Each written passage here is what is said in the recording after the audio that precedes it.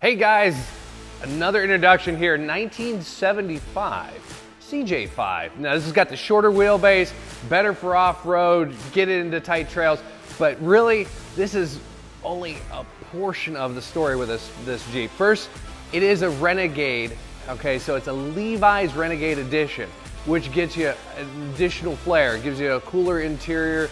It comes with the original seats, so these are brand spanking new and equipped. Okay, a couple awesome features about this. Typically these Jeeps came with the inline six, which are really cool engine, but what happens if you add a few more cylinders and give it a V8?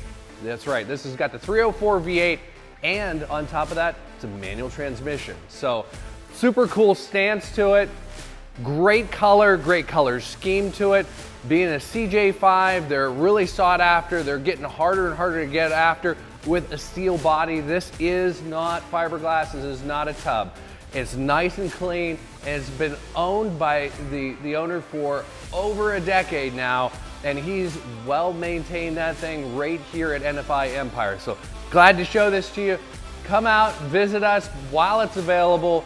814-746-4213, ask for Dan, or visit nfiempire.com.